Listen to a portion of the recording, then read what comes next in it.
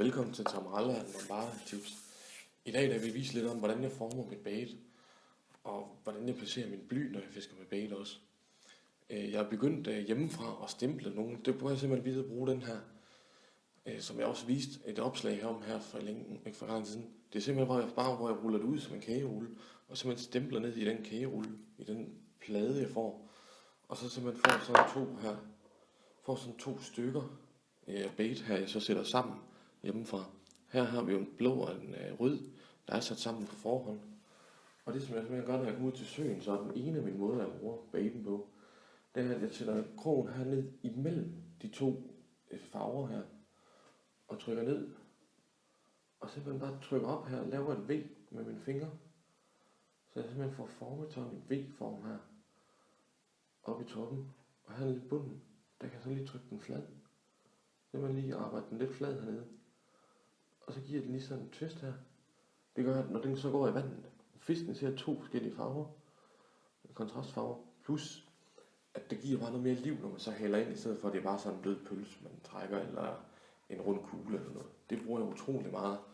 Jeg bruger det også utrolig meget, når jeg fisker et pilotkuglefiskeri efter med bait, hvor jeg primært bruger et æggeflåde fra Konsum, og så kører jeg med de her pilotkugler. Her er det en 12 mm pilotkugle, så kører.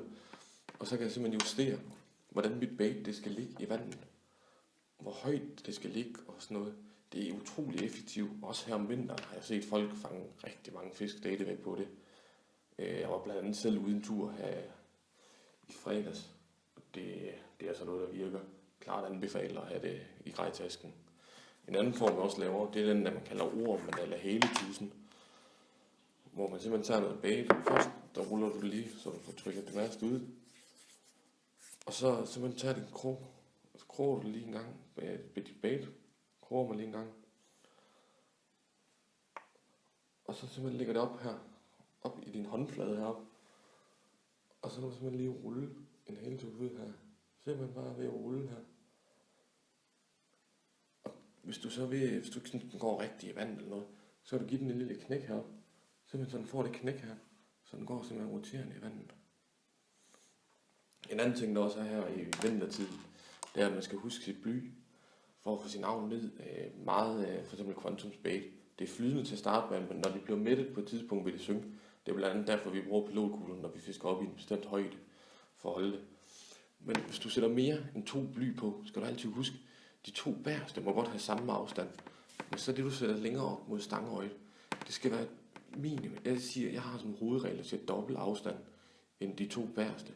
Simpelthen for at undgå, at delfinen ikke vil filtre i luften.